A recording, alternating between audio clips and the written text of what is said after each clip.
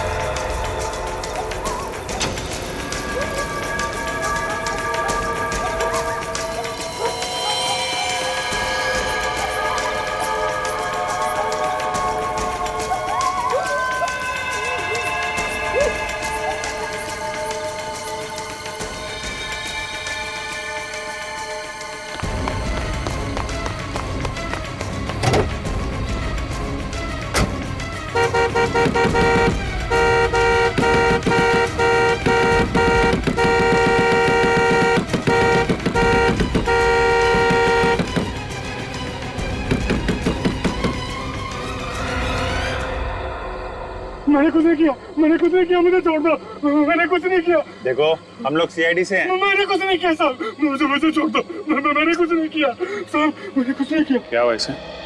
साहब 2 घंटे से हारना बजा रहे हैं। लाश कहाँ है? उस तरफ है साहब। देखो। जी।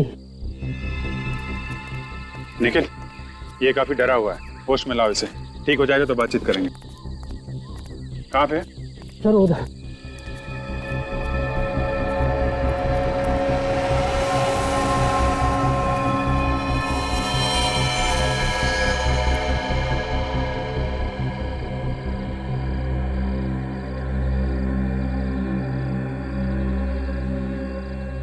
सर, इसके शरीर पे कोई घाव नजर नहीं आ रहा। शायद कोई अंदरूनी चोट होगी। ये गला चेक करो, गला घोटने का निशान है। सर, इससे गले पे तो कोई निशान नहीं है, लेकिन इसका शरीर पीला पड़ गया। ऐसा लग रहा है जैसे बॉडी से सारा खून निकल गया।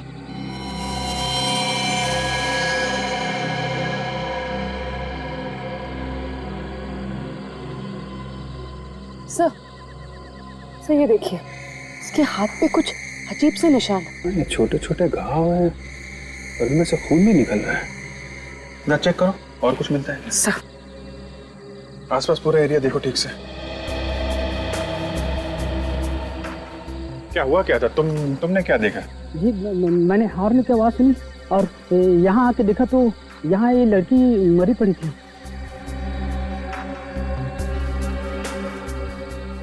लड़की की चीख नहीं सुनी तुमने? नहीं साहब। हॉर्न की आवाज सुनी और लड़की की चीख नहीं सुनी।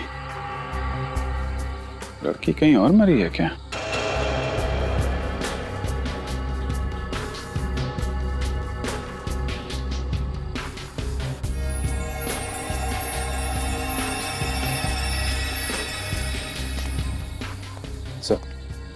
यहाँ आसपास हाथापाई की तो कोई भी निशान नहीं, लेकिन हाँ ये सोने की चेन मिली है।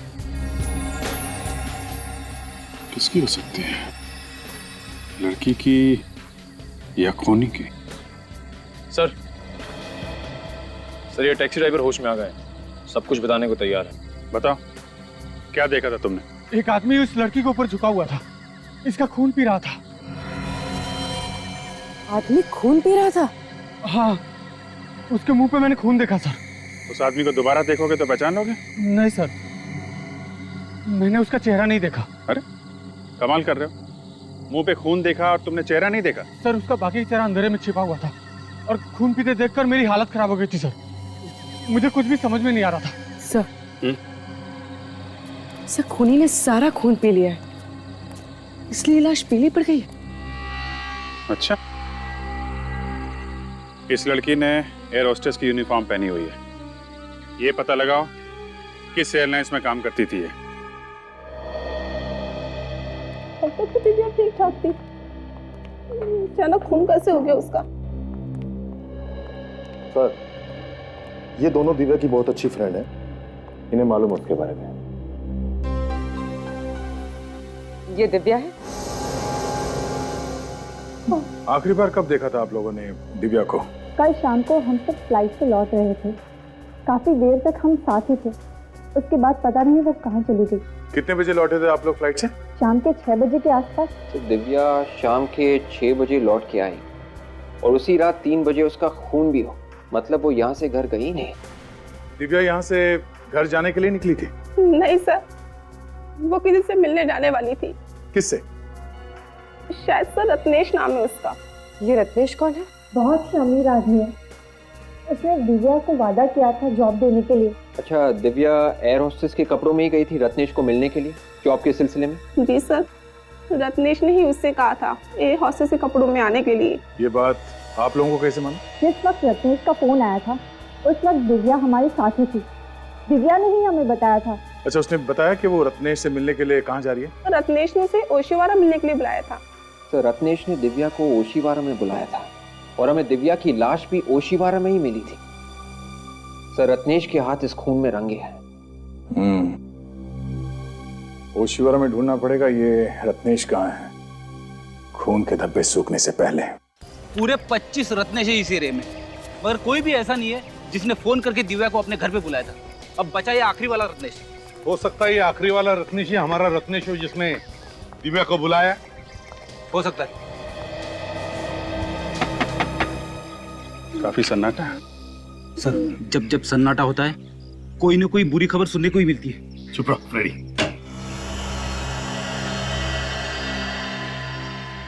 बोलिए साहब, किससे मिलना है? आप रत्नेश हैं? जी, मैं रत्नेश नहीं हूँ। तो फिर रत्नेश कहाँ है? लेकिन आप लोग कौन हैं? CID। CID? आप कौन है? जी, मैं शेखर हूँ, रत्नेश जी का केयर टेकर। तो फिर बुलाओ रत्नेश को। रत्नेश तो घर में नहीं है साहब। आप जरा ये चेन देखिए, इसे पहचानते हैं आप? ये चेन तो रत्नेश जी की है। रत्नेश की चेन है ना? तो बुलाओ रत्नेश को। लेकिन रत्नेश जी घर में नहीं है। तो गया कहाँ? पता नहीं साहब। किस बात के केयर टेकर हो तुम? हैं? तुम्हें पता नहीं रत्नेश गया कहाँ, कब आएगा? चलो हटो, घर की तलाशी लेंगे। अभिजीत, फैल जाओ, अच्छी तरह से देखो। शेखर जी। जी। वैसे रत्नेश काम क्या करता है? काम क्या करते हैं ये तो नहीं मालूम, लेकिन राज परिवार से उनका रिश्ता है। राज परिवार? जी। अच्छा, यही रत्नेश है क्या? जी।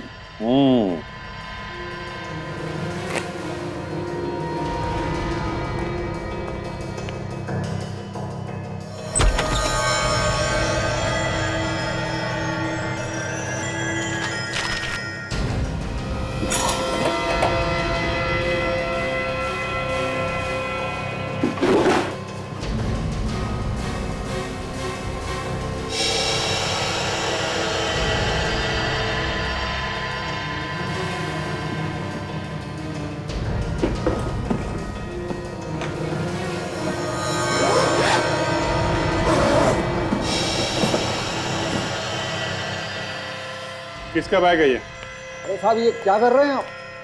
मैंने पूछा बैग किसका है? रत्नेश का है? जी शायद।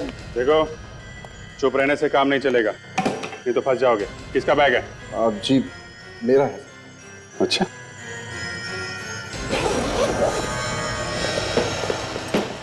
भागने की तैयारी में थे साहब। भागने की तैयारी में थे? हैं? रत्नेश घर पर नहीं है तो फरार होने की सोच रहे थे? बताओ कहाँ जाने वाले थे? जल्दी बताओ। अगर चुप रहोगे तो इसका एक ही मतलब है कि तुम रत्नेश के साथ गुनाह में शामिल हो। बताओ। लेकिन साहब मैंने कोई गुनाह किया ही नहीं। अच्छा,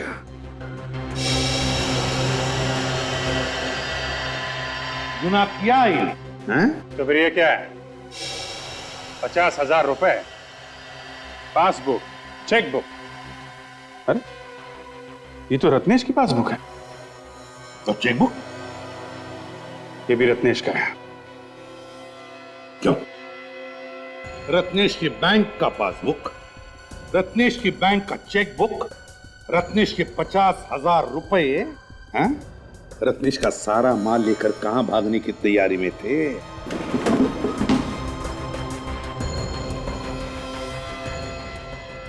फ्रिज के अंदर कपड़े? सर इसमें तो खून लगा हुआ है। अरे हाँ सर, बेडशीट और शर्ट मिली है, दोनों फ्रीज में छुपा के रखे हुए थे और इन पे खून लगा हुआ है। किसके कपड़े ये? किसके कपड़े? जी मुझे नहीं मालूम। केयर टेकर साहब कैसे आदमी कुछ समझ में नहीं आ रहा है। मालिक का पैसा लेके भाग रहे थे, घर में खून से सने कपड़े हैं और इनको कुछ पता नहीं है। किसकी शर्ट है? रत्नेश की शर्ट है। किसकी शर्ट है ये? किसके कपड़े हैं? दिव्या का खून हुआ यहां पर। अच्छा, बहुत बड़ा शौक लगा है। तुम्हारा मुंह तो हम ब्यूरो में खोलेंगे। जब ये लाश आप लोगों को मिली, इस लड़की का मुंह ऊपर की तरफ था या नीचे की तरफ था? सारा रिपोर्ट देना पड़ेगा। अब पूछेगा एसीपी कहां पे खड़ा था। मैं कुछ पूछ रहा हूं आप लोगों से, इस लड़की का मुंह ऊपर की तरफ था या नीचे की तरफ था? सचिन बताओ।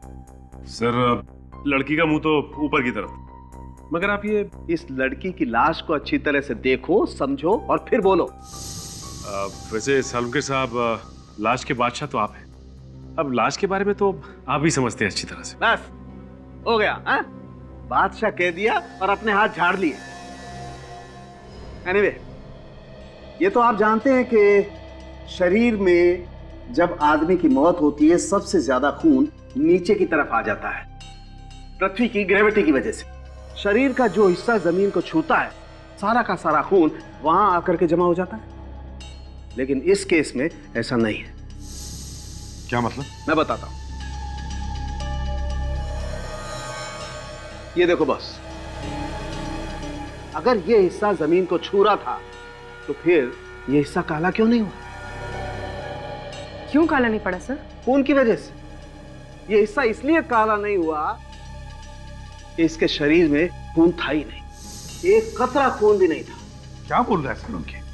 शरीर में खून था ही नहीं? ना, बिल्कुल नहीं। टैक्सी वाला शंभू भी बता रहा था कि उसने रत्नेश को खून चूसते हुए देखा है। हाँ? और एक बात। क्या? बॉस, इस लड़की की बॉडी पर मुझे सुइयों के निशान मिले। ये देखो, ऐसा लगता है बॉस इस लड़की का खून निकाला गया है। मरने के बाद खून कैसे निकल सकता है? जब इसका खून निकाला गया, ये लड़की जिंदा थी। क्या?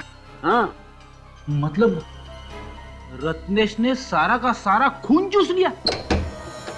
सर रिपोर्ट से ये पता चला है कि कपड़ों पे जो खून लगा हुआ था वो इस लड़की का नहीं है। तो फिर वो खून है किसका? वो खून इस लड़की का नहीं है तो इसका मतलब है किसी और का भी खून किया है इस रत्नेश ने। सचिन, जरा इसके मुंह का ताला खोलो।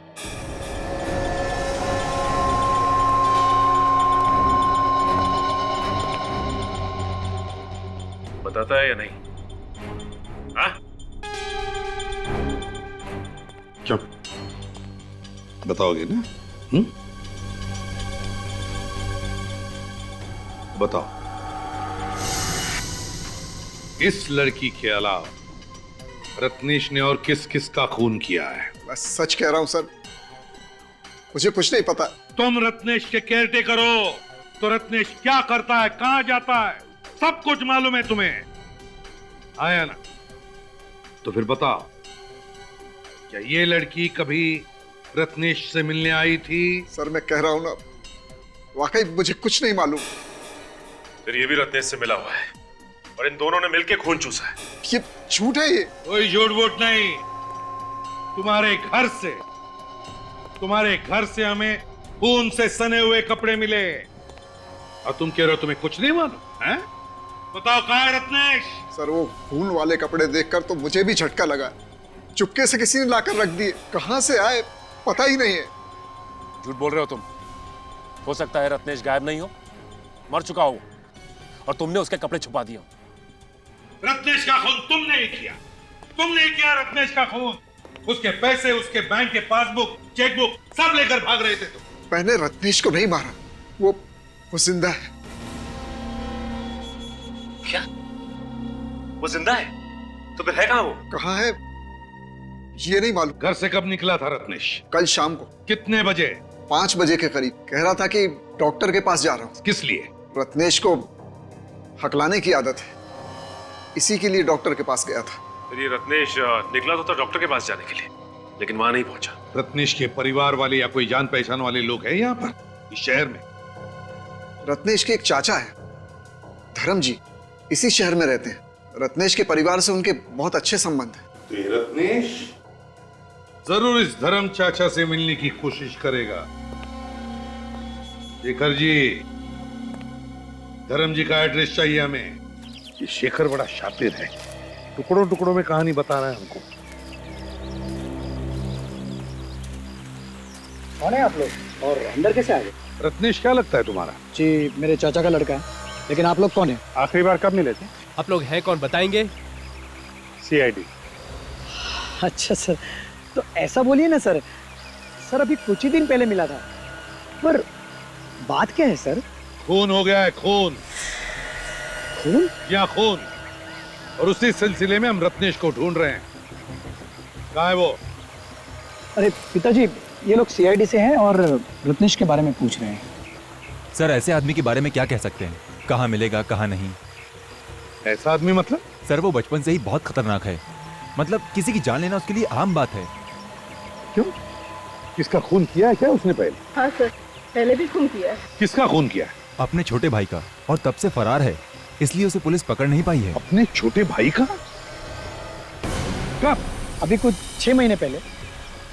लेकिन क्यों किया खून? सर क्यों खून किया ये तो पता नहीं, उसके डैडी ने किसी को बताया भी नहीं, और उसके बाद वो अपना शहर छोड़ के यहाँ चला आया। अपना शहर छोड़ के यहाँ पे क्यों, किसके आए थे आप? बोल रहे थे रत्नेश का मेडिकल चेकअप कराना है। किस बीमारी का इलाज करवाना?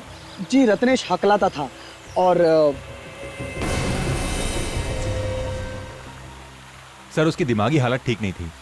दिमाग की बीमारी थी तो फिर किस डॉक्टर का इलाज चल रहा था? सर वो तो मालूम नहीं। ये रत्नेश के मम्मी डैडी अभी कहाँ पे हैं? अपने घर पे होंगे। वो अपने घर पर नहीं है। उनका कोई नंबर है तुम्हारे पास? हाँ है ना सर। आप गलत पते पर आए। अरे बिना किसी जानकारी के इस तरीके से पूछताछ करना भाई बेवकूफी हुई ना।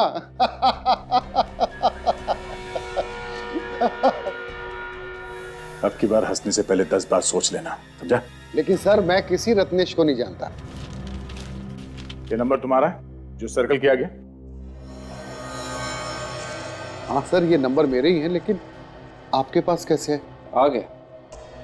जिन जिन के नंबर्स है ये, उन लोगों ने रत्नेश को फोन किया था या रत्नेश ने उनको? दिन में 10-10 बार फोन किया जाता था इस नंबर से रत्नेश को, और तुम कहते हो कि तुम रत्नेश को नहीं जानते? हाँ?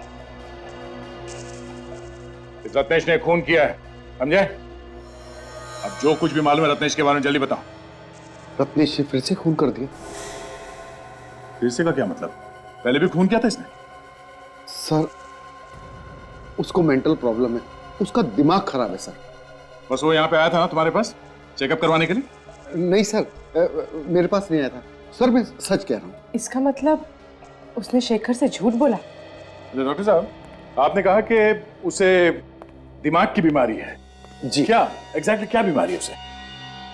सर, उसे खून देख के ही उसका मानसिक संतुलन बिगड़ जाता है, वायलेंट हो जाता है, कंट्रोल के बाहर हो जाता है। इसी के चलते उसने अपने भाई को मार दिया 6 महीने पहले। भाई को मार दिया? कैसे? रत्नेश और उसका भाई शिप पर गए थे और फिर किसी ने कमरे में झांक कर देखा तो उसका भाई मरा पड़ा था। और रत्नेश कहाँ था उस वक्त? भाई की लाश के पास, और उसके मुंह पर खून लगा हुआ था। लाश को देख के ऐसा लग रहा था जैसे उसमें सुइयां चुभई हुई और रत्नेश ने उसका खून चूसा हो। सर, अजीब पागलपन है। एक आदमी दूसरे आदमी का खून पी रहा है। तो इस पागलपन को रोकना पड़ेगा।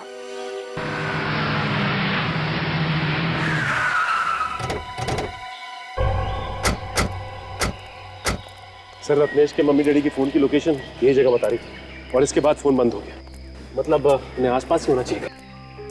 अब अगर इतने सुनसान इलाके में वो लोग कर क्या रहे होंगे यहाँ पे?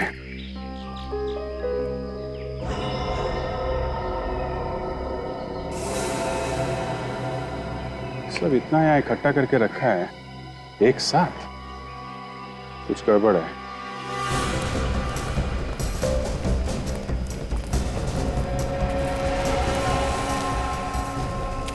तो कार छुपा के रखी हुई है। काम करो, सब झाड़ियां वगैरह हटा लो।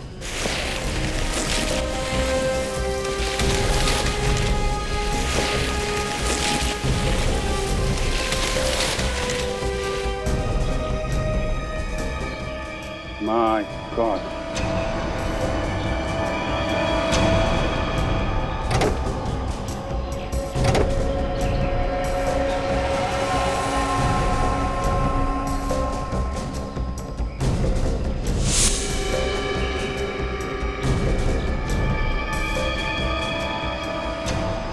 ऐसा लगता है ये दोनों रत्नेश के माता पिता हैं। कपड़ों और ज्वेलरी से तो ऐसा ही लग रहा है। हो सकता है, ऐसा लगता है 2-3 दिन पहले मौत हुई है इनकी। एक काम करो, कार में जितने भी फिंगरप्रिंट से सब उठा लो और कार के नंबर से पता लगाओ किसकी कार है ये।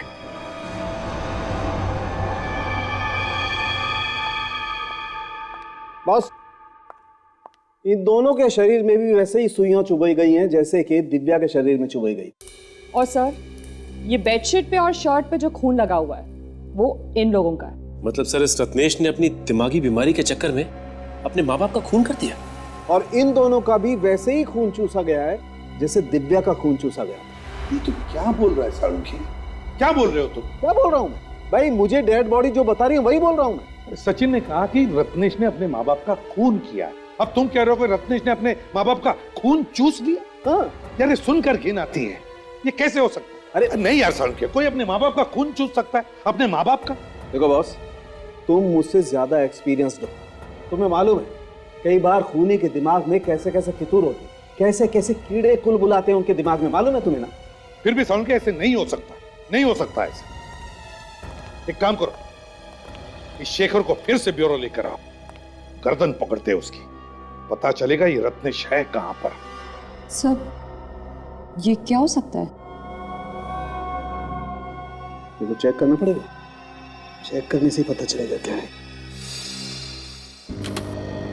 सर, मैंने तो आज तक नहीं सुना कि कोई आदमी अपने माँ बाप का खून चूस ले। सचिन, अगर इंसान की दिमागी हालत ठीक नहीं हो तो वो कुछ भी कर सकता है। उसे अच्छे बुरे की पहचान ही नहीं रहती। सर, ये रहा शेखर। शेखर बाबू, रत्नेश के माता पिता के बारे में तुम जानते थे ना? जानते थे या नहीं? जी सर। तो फिर पहले क्यों नहीं बताया? सर, मैं इतना डर गया था कि मैंने आप लोगों को क्या बताया क्या नहीं बताया मुझे याद नहीं है सर। उसने अपने माँ बाप का खून कर दिया है, समझे? माँ बाप का खून कर दिया? हाँ, माँ बाप का खून कर दिया। रब जाके कहीं छुप के बैठा और उसकी कोई ना कोई तो मदद कर रहा है। और तुम जानते हो कौन मदद कर रहा है रत्नेश की?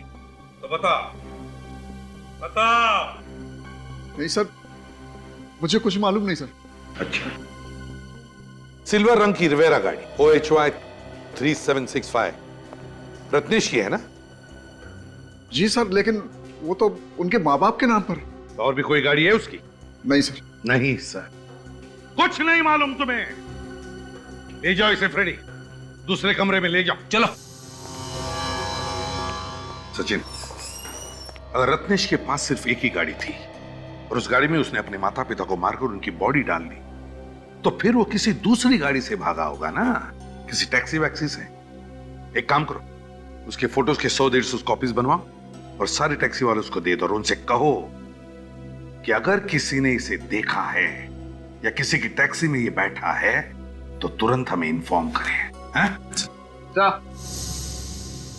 आगे।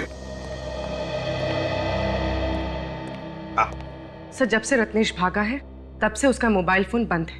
ये रत्नेश के फोन रिकॉर्ड्स है ना विवेक? Yes sir. इसमें जितने भी फोन नंबर्स हैं उसमें दिव्या का फोन नंबर है? नहीं सर, रत्नेश के रिकॉर्ड्स में दिव्या का नंबर है ही नहीं। उसने दिव्या को फोन किया ही नहीं। ये कैसे हो सकता है? दिव्या के दोस्तों ने तो बताया कि उसने दिव्या को फोन किया था फोन उसने दिव्या को। सर, हो सकता है उसने किसी और से फोन करवाया हो। सचिन, काम करो, दिव्या के फोन रिकॉर्ड चेक करो, देखो उस दिन शाम को कहां से फोन आए थे दिव्या को। सर, उस दिन शाम को दिव्या को 12 लोगों ने फोन किया था, जिसमें से उसने सिर्फ 3 लोगों के फोन उठाए। 3 लोगों के? सिर्फ इन 3 लोगों के फोन उठाए दिव्या ने? तो फिर पता लगाओ ये 3 लोग है कौन। 12827 नंबर तुम्हारा है? हाँ, मेरा ही है। पर तुम कौन हो? CID से। घबराओ नहीं, बस इतना बताओ कि दिव्या को जानती हो? हाँ सर, जानती हूँ, मालकिन है मेरी। अच्छा, कल शाम को तुमने दिव्या को 6 बजे फोन किया था क्या? फोन तो रोज ही करना पड़ता है उन्हें। क्यों? ये पूछने के लिए कि शाम को घर आ रही हैं कि नहीं। खाना बनाना पड़ता है मुझे। ठीक है, आप जा सकती हैं। अरे सुनो भाई साहब। हाँ सर, फोन किया था मैंने दिव्या जी को। क्यों, क्या काम? सर, मेरा काम इंश्योरेंस का है। मैं लोगों को फोन करके पॉलिसी के बारे में बताता हूँ। पॉलिसी के लिए ही फोन किया था मैंने। ओह, तो तुमने मिलने के लिए फोन करके बुलाया था उसे? हाँ जी, बुलाया था, पर वो मिलने आई नहीं। समीर। हाँ जी बोलिए। A127292738 आप ही का नंबर है? हाँ जी, नंबर तो मेरा ही है। क्या हुआ? तुमने कल किसी दिव्या नाम की लड़की को फोन किया था? कौन दिव्या? मैं किसी दिव्या को नहीं जानता। वैसे आप लोग कौन है? CID। CID? क्या हुआ सर? अरे तुम तो अभी से घबराने लगे। अभी तो बहुत सारे सवालों का जवाब देना है तुम्हें। चलो। सर, जब मैंने कॉल किया ही नहीं है तो मैं कैसे कह दूं कि मैंने कॉल किया है? तुम्हारे मोबाइल फोन से कोई और कॉल कर सकता है? सर, ये कैसे हो सकता है सर? नहीं हो सकता ना। ये सेल नंबर तुम्हारा है? जी।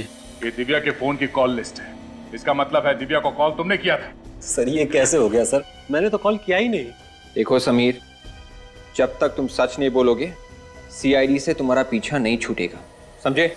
सर, मैं सच ही बोल रहा हूँ। सर, आजकल फोन हैकिंग इतनी बढ़ गई है, मैंने तो यहाँ तक सुना है कि कोई भी किसी के फोन के अंदर घुस सकता है, कॉल कर सकता है, मैसेज कर सकता है। सुना तो हमने भी, और इसके बारे में हम लोग बाद में देखेंगे। पहले ये बताओ कि तुमने अपना मोबाइल फोन किसी और को दिया था? नहीं सर। सोच के बताओ, याद करो, खून का मामला है ये। खून?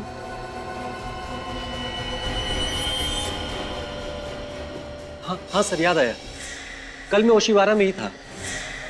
ओशिवारा में? शाम को 6 बजे के आसपास? हाँ सर, और सर वहाँ एक आदमी भी था। सर, उसकी मोबाइल की बैटरी चली गई थी और उसने मेरा मोबाइल मंगा था सर, कॉल करने के लिए।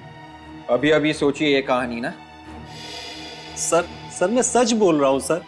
कौन था वो आदमी? उस आदमी को नहीं जानते? नहीं। और बिना जान पहचान के तुमने अपना मोबाइल फोन उसे दे दिया? हा? सर, मुझे लगा कि उस बेचारे को कोई जरूरी कॉल करना होगा। क्या वो आदमी यही था? कुछ कह नहीं सकता सर, शाम का वक्त था और अंधेरा हो चुका था, मैं ठीक से देख नहीं पाया। कुछ तो याद होगा उसके बारे में?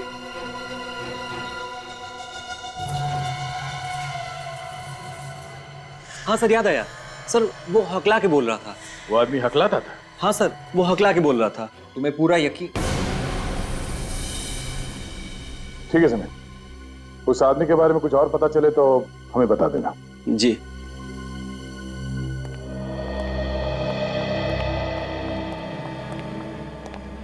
सर हमें उसे ऐसे ही समीर के ऊपर नजर रखना, तुम्हारे सारे सवालों के जवाब मिल जाएंगे। हाँ, और जैसे वो टैक्सी वाला बता दे कि वो रत्नेश को उसने कहां पर छोड़ा है, मुझे तुरंत इन्फॉर्म कर देना। ओके? वो टैक्सी वाला मिल गया जिसके टैक्सी में रत्नेश बैठा था। मैं एक बात बोलूं? ना बोलूंगा तो तू चुप रहेगा? नहीं, चुप तो नहीं रहूंगा, लेकिन ये बात कान में बोलने वाली। कान में? क्यों? आओ ना यार, एक मिनट। क्या है बताओ। बॉस, असली खूनी का पता चल गया है। ये कौन सी बड़ी बात है जो मेरे कानों में बता रहा है? अरे सबको मालूम है रत्नेश ही खूनी है, समझे? अरे यार, यही तो प्रॉब्लम है तुम्हारी यार, तुम बात को अच्छी तरह समझते ही नहीं हो। रत्नेश ने खून नहीं किया है। क्या? सर वो कैसे? बॉस, इन दोनों का खून किसी आदमी या औरत ने नहीं चूसा है। तो किसने चूसा है सर? बॉस, खूनी वहां पर। सही है, देखो यही आदमी बैठा था तुम्हारी टैक्सी में? हाँ साहब, यही आदमी बैठा था मेरी टैक्सी में।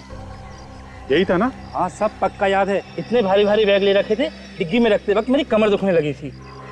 ऐसा क्या भारी सामान हो सकता है? तुमने पूछा नहीं उससे? पूछा था साहब, कहने लगा अपने काम से काम रख, तुझे क्या लेना देना है, इसमें क्या है क्या नहीं। साहब ऐसे लग रहा था जैसे शहर छोड़ के जा रहा हो। कहाँ छोड़ा तुमने उसे? पाम क्रेन रोड पर साहब। पाम क्रेन रोड पे? वहां पे क्यों छोड़ा था?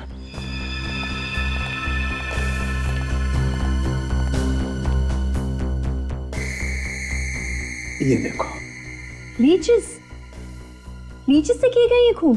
बिल्कुल, इन लीचेस से खून हुआ है बॉस। यार सारुंखे, एक जोंक इतना सारा खून कैसे चूस सकती है जिससे कोई मर जाए? बॉस, एक जोंक तो इतना खून नहीं चूस सकती है, लेकिन 400 जोंक तो इतना खून चूस सकती है कि इंसान मर जाए। 400 जोंक? यार सारुंखे, जोंक लगने पर वो अपने आप को बचाने की कोशिश तो करेगा ना? लाशों को देख करके ऐसा लगता नहीं है कि इन्होंने अपने आप को बचाने की कोशिश की होगी। तो तुम्हारे कहने का मतलब है कि इन्हें पहले बेहोश किया गया होगा, हाँ, और फिर जोंक लगाई? बिल्कुल। बड़ी अजीब बात है ना सारुंखे, कि एक आदमी जिसे दिमाग की बीमारी है, क्या वो इतनी सारी प्लानिंग कर सकता है? नहीं सर, नहीं कर सकता। ये किसी और की चाल है, किसी और की चाल।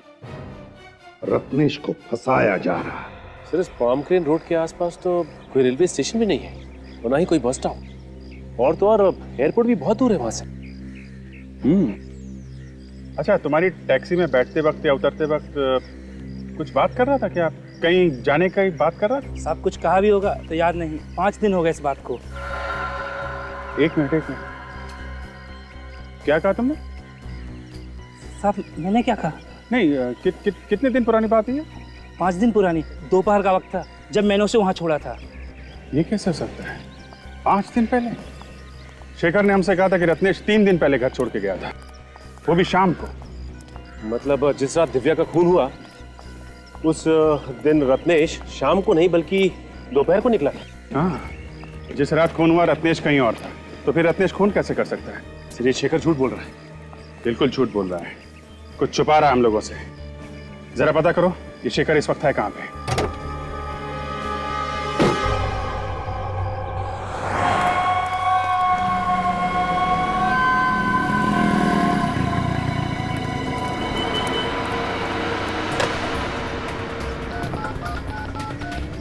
हेलो,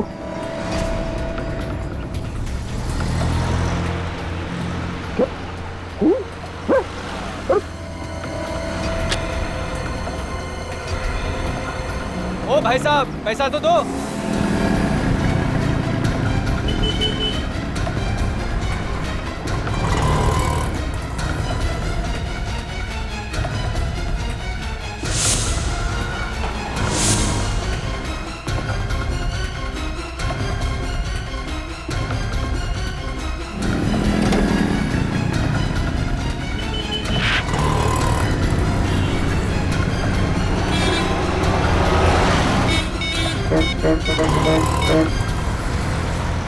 हाँ सर, हाँ सर।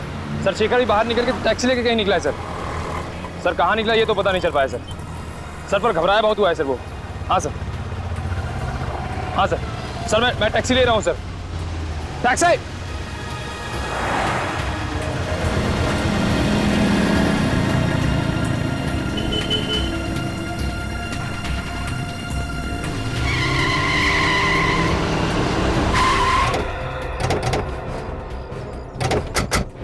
उधर से एक आदमी भागते हुआ आया, हमने देखा है उसे? नहीं सर, नहीं देखा। अरे क्या बात कर रहे हो?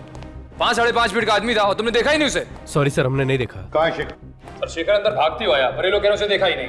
देखा नहीं? ये कैसे हो सकता है? एक आदमी अंदर भागते हुए आया और तुम लोग किसी ने भी नहीं देखा? सर मैं अभी अभी ड्यूटी पर आया हूँ सर, मुझे नहीं मालूम। क्या आंखों पर पट्टी बांध के रखी थी क्या? देखा नहीं? टैक्सी वाला कह रहा था कि उसने रत्नेश को यहीं आसपास ही कहीं छोड़ा है, तो हो सकता है रत्नेश इसी होटल में ठहरा हो और उसने शेखर को यहीं पर बुलाया हो, पैसे लेकर और कपड़े लेकर। हाँ सर। हाँ, जरा ये फोटोग्राफ देखो। ये आदमी यहाँ पे होटल में ठहरा हुआ है? हाँ हाँ सर, ये आदमी है यहाँ पे। किस कमरे में? कमरा नंबर 104 में है सर। चलो दिखाओ। चलिए सर।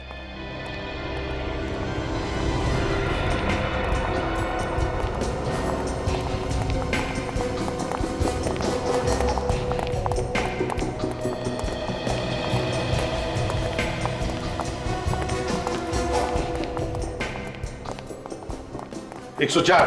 हाँ सर, इसी कमरे में है सर। तुम यहीं पे रुको। Okay sir. पता अंदर कोई है कि नहीं सर? अगर बाहर जाता तो कोई तो देखता उसे। निखिल तुम यहीं पर रुको। हैं? देखो कहीं वो बाहर नहीं। तोड़ दो दरवाजा। प्लीज। अरे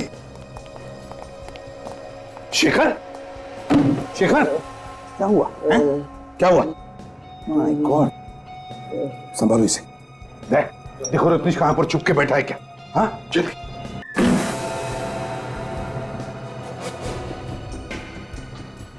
बोलो बोलो, रत्नेश का है?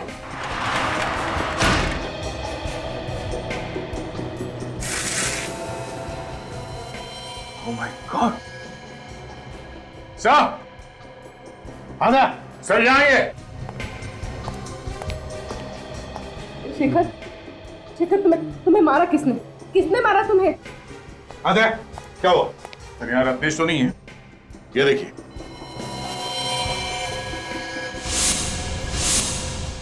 माय गॉड, इतने सारे जोक लीचेस, अरे आए कहां से?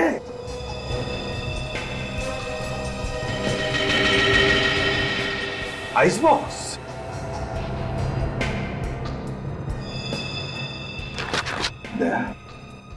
समझ गया खूनी कौन है। कौन है सर? चेहरा देखा था उसका? नहीं नहीं, उसने मास्क पहना हुआ था, उसकी जान खतरे में है। निखिल, शेखर सच बोल रहा है, खूनी कोई और ही है। इसे हॉस्पिटल ले जाओ जल्दी। अगर खूनी रत्नेश को मारने के लिए यहाँ से ले गया तो रत्नेश ने हल्ला क्यों नहीं मचाया? वो चुपचाप चला क्यों गया? यार रत्नेश कहीं नहीं गया है, वो छुप कर बैठा है इसी होटल में। ढूंढते हैं उसे। यहाँ पे ऐसे कोई जगह है जहाँ पर कोई जाता नहीं? हाँ सर, वहाँ पे एक बेसमेंट है, वहाँ पर कोई आता जाता नहीं है सर। चलो जल्दी आइए सर।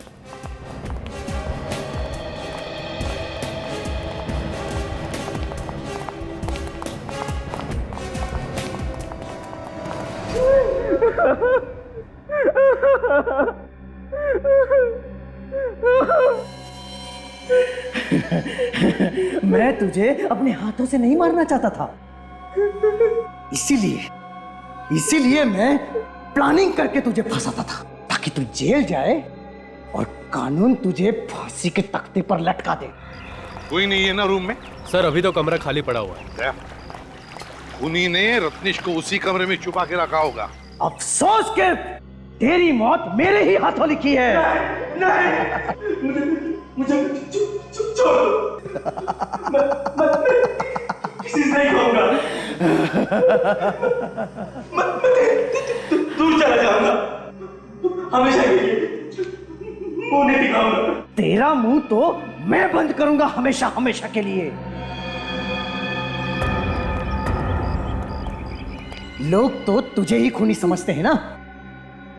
तेरी मौत के बाद अब ये शक यकीन में बदल जाएगा। उन्हें तो यही लगेगा कि इतनी सारी मौत का भार तू झेल नहीं पाया, इसलिए आत्महत्या कर ली।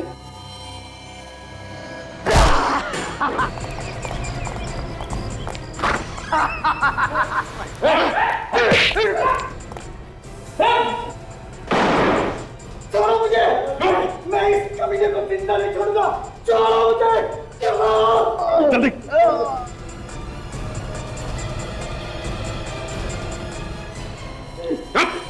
क्या जानना चाहते हो ना कौन है ये किलर? मास्क उतारो और देखो।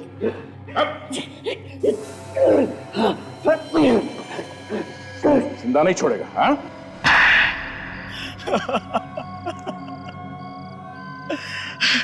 क्यों मारा तुमने इतने लोगों को? क्या बिगाड़ा था उन्होंने तुम्हारा?